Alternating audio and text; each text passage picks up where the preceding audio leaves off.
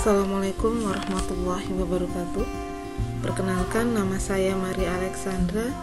Saya guru kimia dari SMA Negeri Senduro Lumajang. Pada kesempatan kali ini, saya akan memberikan tutorial bagaimana cara membuat akun Webex.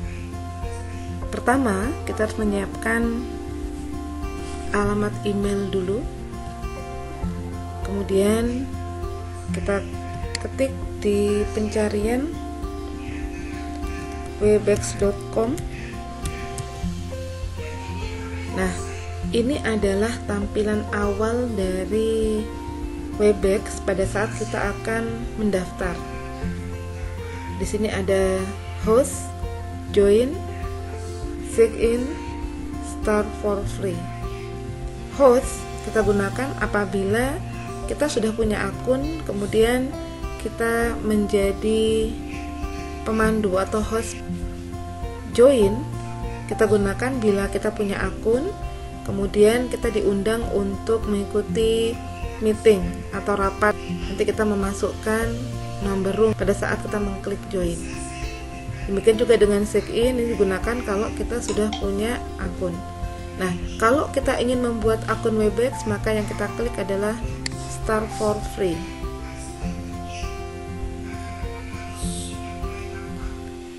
Ini tampilan yang akan muncul pada saat kita mengklik start for free tadi. Di sini ada permintaan untuk memasukkan alamat email kita. Masukkan alamat email.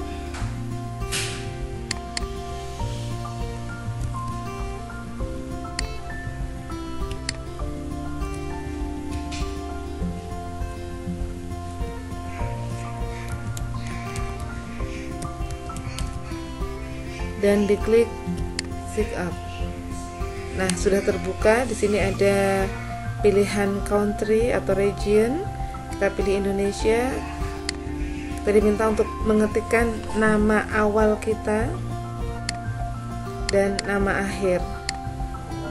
Klik continue.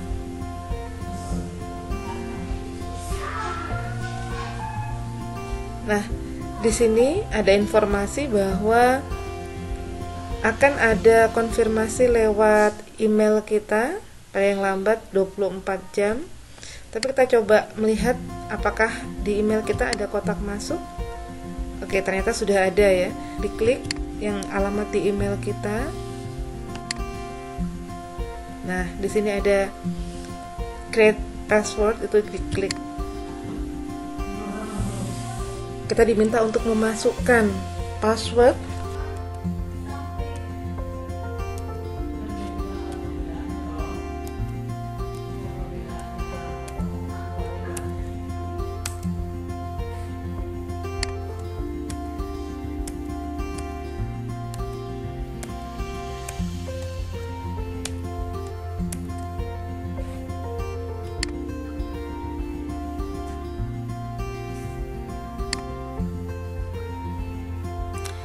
Apabila terbuka seperti ini, berarti akun kita sudah jadi. Ini adalah akun Webex saya, dan ini bisa kita masukkan foto ya. Di sini ada start meeting dan ada juga schedule. Nah, untuk memulai meeting, maka kita bisa mengklik start meeting. Tapi bila kita ingin menjadwalkan suatu acara, jadi acara itu tidak sekarang, maka kita bisa mengklik schedule. Akan terbuka seperti ini. Di sini ada meeting topik, pertemuan wali murid. Ini password meeting yang bisa kita bagikan kepada orang-orang yang akan kita undang. Kemudian untuk waktunya bisa kita atur kapan meeting kita akan dilaksanakan.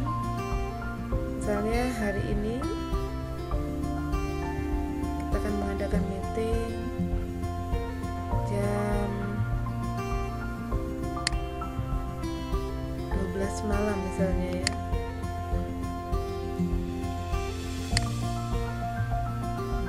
11:30.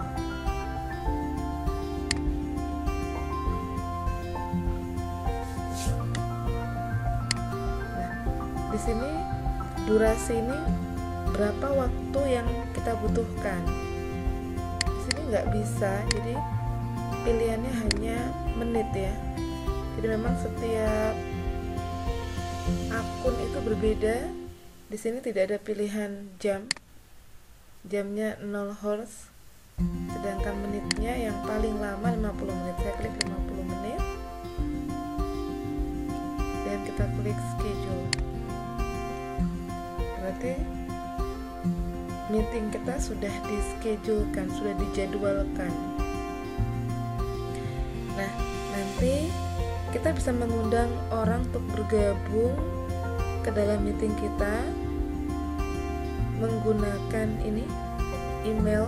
Jadi kita masukkan manual emailnya orang yang ingin kita undang, atau kita bisa membagikan tautan ini. Nah, ini ya, di copy, kemudian kita bagikan. Misalnya dibagikan lewat WA ya.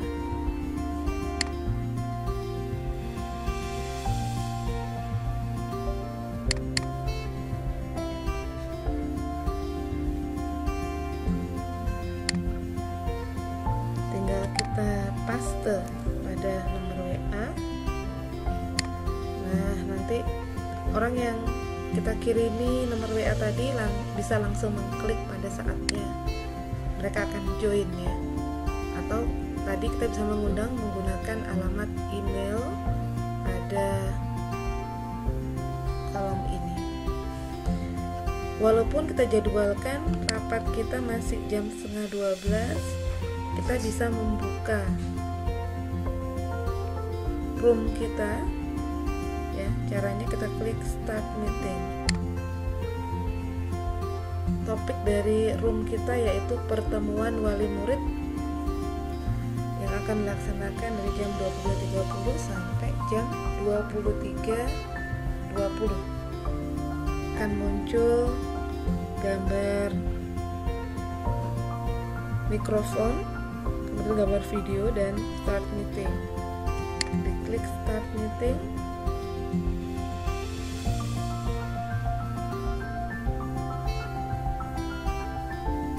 Juga ada tampilan ya, ada tampilan ini, ada video, kemudian ini ada share content. Yang bisa men-share konten hanyalah presenter. Kemudian ada record meeting. Jika kita ingin merekam meeting kita, maka kita bisa klik record meeting. Ini partisipan, jadi kita bisa mengetahui berapa orang yang telah bergabung pada room kita. Ini chat. Nah, perhatikan di sini. Jadi chat ini fungsinya adalah kalau kita ingin mengirim pesan kepada orang lain di dalam ruangan ini. Misalnya saya mengetik silahkan.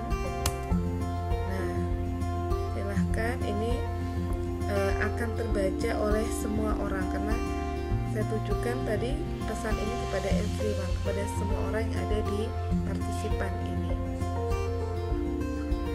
Nah, di sebelah kanan ini ada partisipan, karena tadi hanya saya yang berada di ruangan ini, jadi partisipannya baru satu.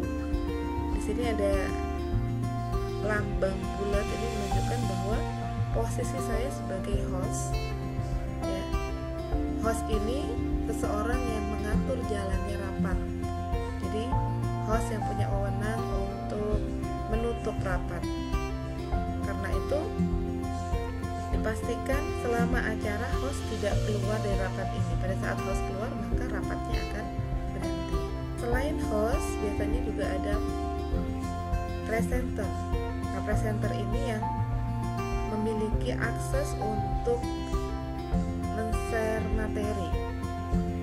Ya, bagaimana caranya memindahkan satu presenter pada orang lain? Caranya adalah klik kanan.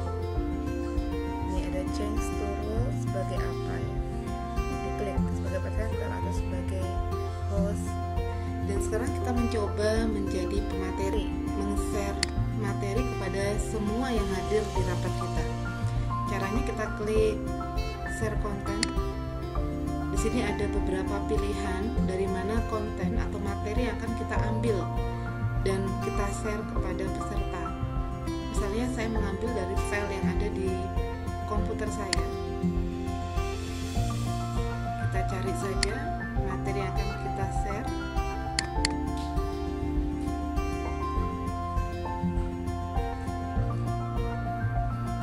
Nah, sekarang semua peserta bisa melihat apa yang kita share. Dan di sini ada beberapa tombol yang bisa kita gunakan untuk menjelaskan materi. Tapi sebelumnya, kita juga bisa memberi tulisan pada materi yang akan kita jelaskan kepada peserta. Caranya kita klik lagi share content, kemudian kita pilih new whiteboard. Nah, di sini kita pilih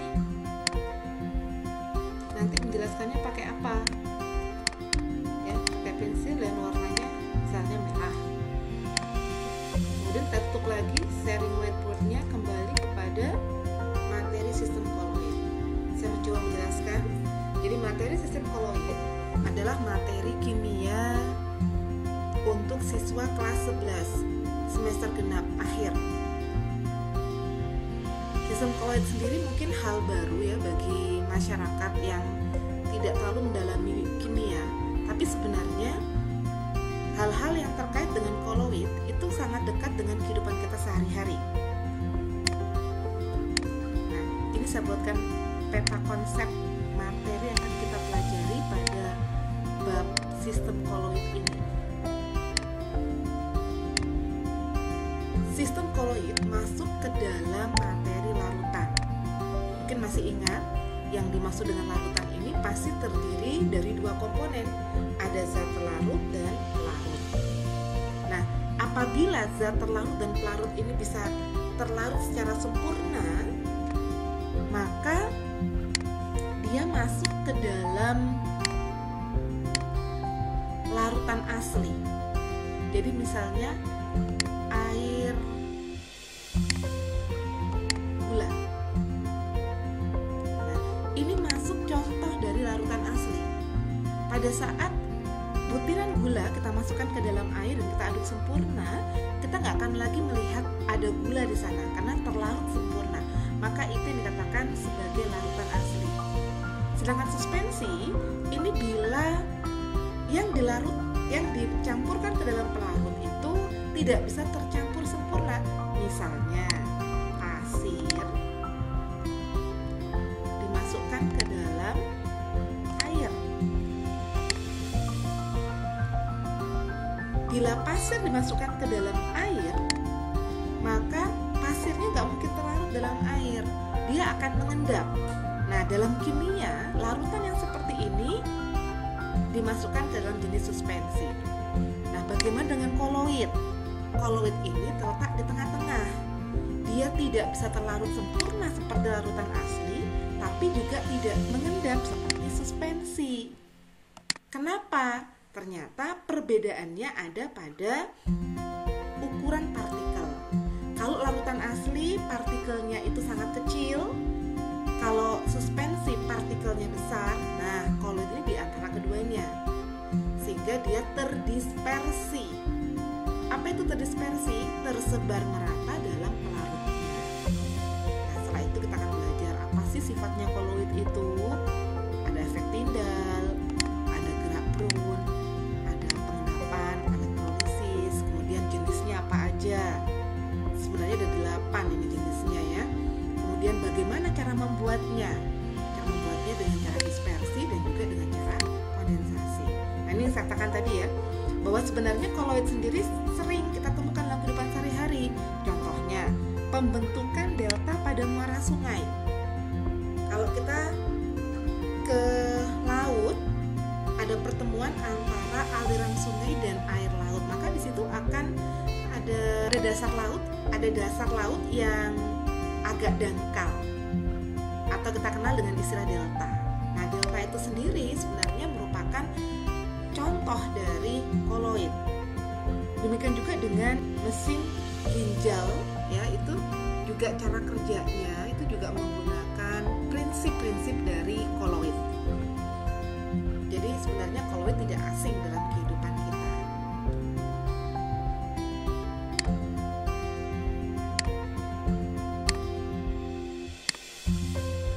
Jadi sebenarnya apa itu dispersi koloid? Tapi sebelumnya ingat dulu bahwa jika suatu zat dilarutkan ke dalam suatu pelarut tertentu, maka dia akan terdispersi ke dalam pelarutnya. Sistem dispersi sendiri dibagi menjadi 3. Ada larutan asli, ada koloid, dan juga suspensi. Perhatikan, jadi yang membedakan ketiganya itu adalah ukuran dari partikel. Yang paling besar adalah suspensi, ya, ukurannya suspensi. Atau nih kalau digambarkan, molekul-molekul partikel dari larutan asli itu sangat kecil, sedangkan kalau suspensi itu besar, makanya dia mengendap pada pelarutnya. Untuk koloid berada di antara keduanya ukurannya, ya, ukuran partikelnya. Nah, ini contoh dari bagaimana kita menggunakan share content, ya, untuk menyampaikan materi kepada partisipan atau peserta yang masuk ke dalam room kita. Setelah kita menjelaskan materi kita, untuk menutup materi yang sudah kita buka pada share content, kita tinggal klik di atas ini. Nah, kita klik tanda silang. Sistem koloid, apakah kamu ingin menyimpan? Karena tadi kan sudah saya ambil dari dokumen saya, ya, jadi nggak perlu disimpan. Kemudian tadi saya juga membuka whiteboard. Kita klik juga, apakah kamu ingin menyimpan dokumen yang tadi kita buat? Saya juga nggak akan menyimpan. Nah, jadi sekarang kita kembali ke tampilan awal pada saat saya belum share konten untuk materi saya. Demikian penjelasan saya tentang bagaimana membuat akun pada Webex dan bagaimana seandainya kita menjadi presenter, ya, bagaimana cara men-share konten sehingga materi yang akan saya sampaikan bisa terlihat oleh peserta yang ada dalam room saya. Semoga apa yang saya jelaskan bermanfaat, dan kurang lebihnya saya mohon maaf. Ihdinas siratal mustaqim. Assalamualaikum